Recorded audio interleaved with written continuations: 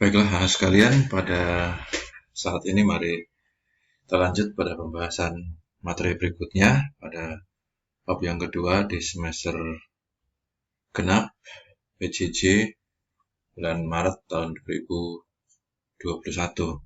Materi yang akan kita bahas saat ini adalah wawasan Nusantara. Yang ada bukunya silakan dibuka di halaman 201. Di situ ada bab terakhir, wawasan Nusantara dalam konteks Negara Kesatuan Republik Indonesia. Lanjut, kita akan lihat intinya. Apa itu wawasan Nusantara? Wawasan Nusantara kita lihat di halaman 204. Di sana ada cara etimologis. Wawasan Nusantara berasal dari kata wawasan dan Nusantara.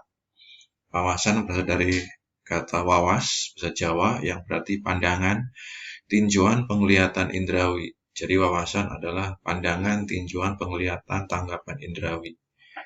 Wawasan berarti pula cara pandang dan cara melihat. Kemudian Nusantara berasal dari kata nusa dan kata antara. Nusa artinya pulau atau kesatuan kepulauan, antara menunjukkan letak antara dua unsur. Jadi Nusantara adalah kesatuan kepulauan yang terletak antara dua benua, yaitu benua Asia dan benua Australia, dan dua samudra, yaitu Samudra Hindia dan Samudra Pasifik. Berdasarkan pengertian modern, kata Nusantara banyak digunakan sebagai pengganti nama Indonesia. Nah, itu begitu. Wawasan Nusantara. Mungkin pernah di kelas SMP, wawasan Nusantara, namun yang jelas, wawasan Nusantara berarti cara pandang bangsa Indonesia terhadap diri dan lingkungannya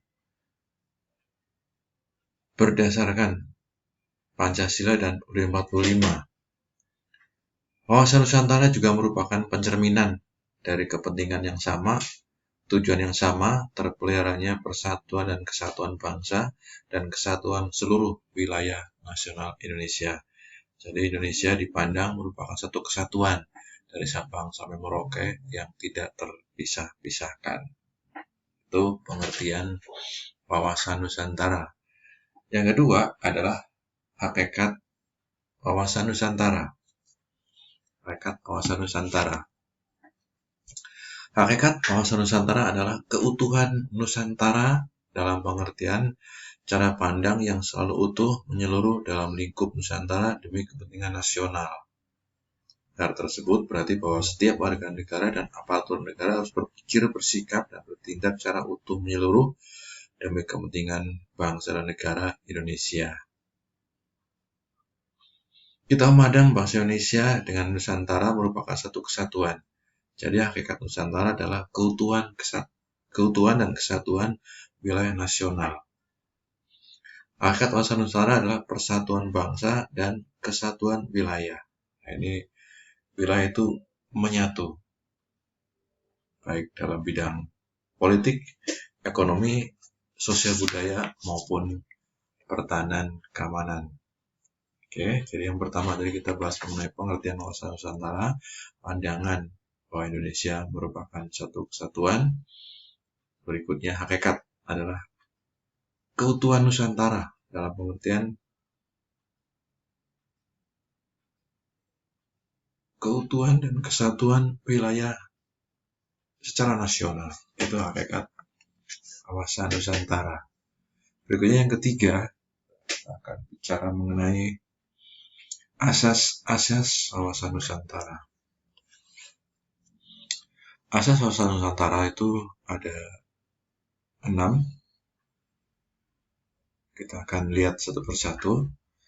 Yang pertama adalah kepentingan yang sama. Ketika menegakkan dan merebut kemerdekaan, kepentingan bersama bangsa Indonesia adalah menghadapi penjajah secara fisik dari bangsa lain. Sekarang bangsa Indonesia harus menghadapi penjajahan yang berbeda, misalnya dengan cara adu domba atau memecah belah dan menggunakan dalil HAM, demokrasi, dan sebagainya.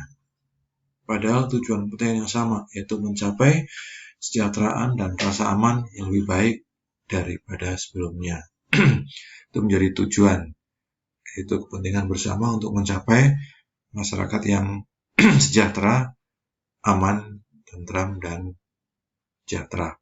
Ini sangat sulit sebab dibutuhkan kerjasama secara keseluruhan seluruh komponen bangsa Indonesia.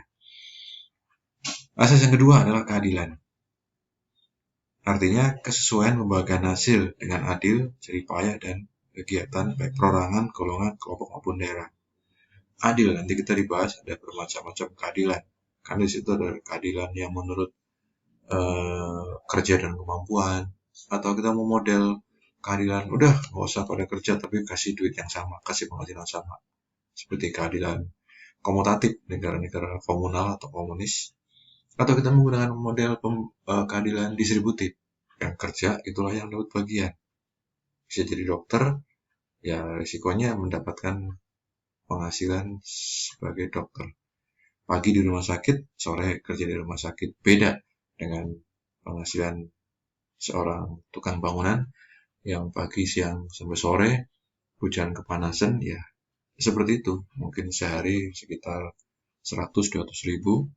Beda dengan dokter spesialis yang sehari, mungkin sesore bisa lebih dari 2 juta rupiah. Gara-gara punya kemampuan yang sangat spesial.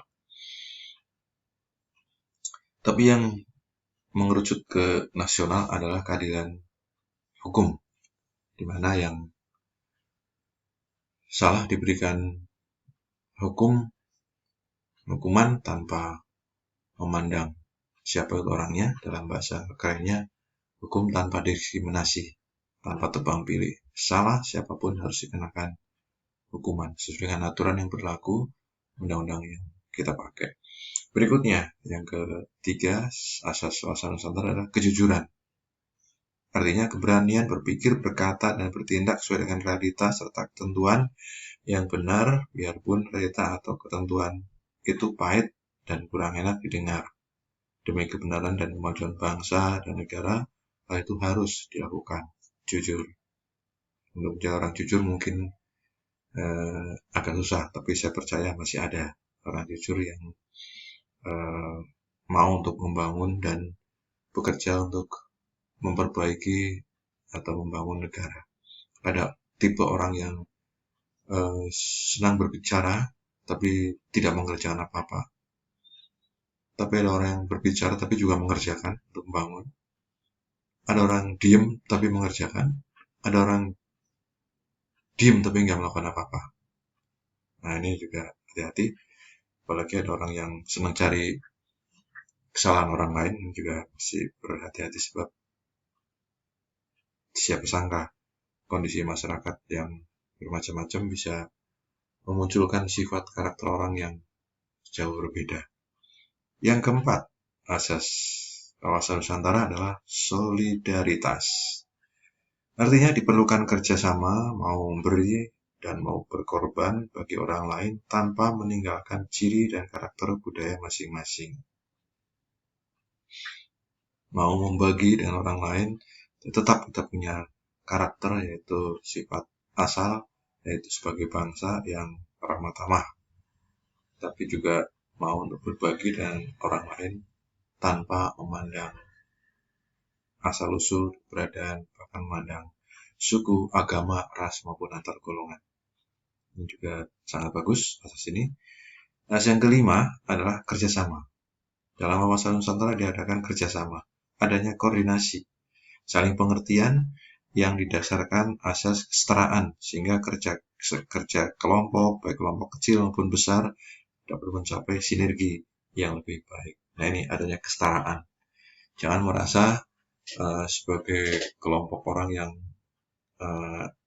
elit atau spesial, merasa paling hebat, paling berjasa, sehingga kurang menghargai orang lain yang mungkin kecil, atau orang kurang berjasa, ataupun orang lain yang dianggap tidak setara dengan dia, sehingga merasa paling hebat. Nah ini dalam kawasan Nusantara cukup bagus, ada kerjasama yang menuntut kesetaraan, sejajar, tanpa meninggalkan ciri khas masing-masing. Berikutnya yang terakhir, asas yang terakhir adalah kesetiaan terhadap kesepakatan bersama untuk menjadi bangsa dan mendirikan negara Indonesia yang dimulai, dicetuskan, dan dirilis oleh Budi Tomo tahun 98, Sumpah Pemuda tahun 28, Proklamasi 17 Agustus 45. Kesetiaan terhadap kesepakatan ini sangat penting dan menjadi tonggak utama terciptanya persatuan dan kesatuan dalam kebinekaan. Jadi kesetiaan itu, jika kesetiaan ini goyah, dapat dipastikan persatuan dan kesatuan akan hancur berantakan. Nah, itu kita akan melihat ada 6 asas yang kita tahu, yaitu asas kepentingan bersama, kepentingan yang sama, asas keadilan, kejujuran, solidaritas, kerjasama, dan kesetiaan terhadap kesepakatan bersama. Lanjut, kedudukan, fungsi, dan tujuan wawasan Nusantara yang terakhir.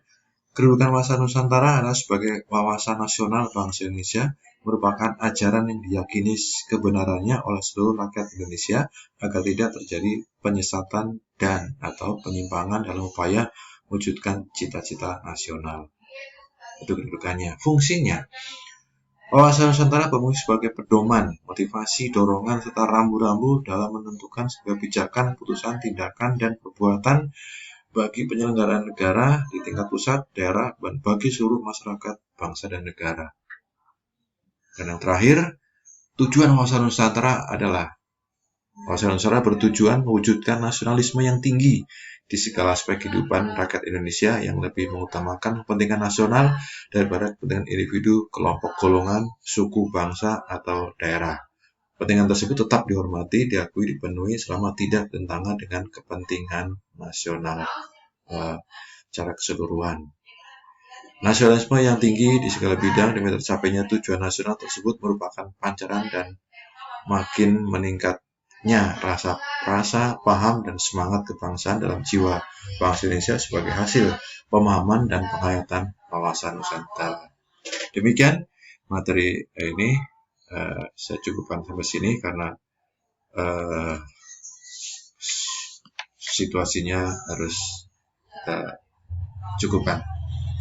Lanjut, kita akan masuk ke soal-soal, silakan dijawab, nanti ditulis di buku catatan, kemudian dikirim ke WA Group.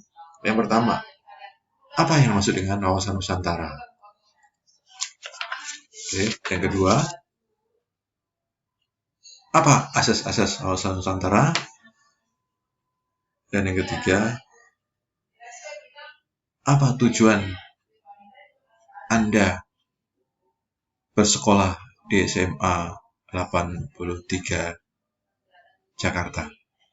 Atau apa tujuan Anda bersekolah? Silahkan dijawab, dikirim ke WA Group, kemudian dikirim ke sana, kemudian akan saya koreksi. Terima kasih, sampai jumpa pada video yang kedua pada bab wawasan Nusantara.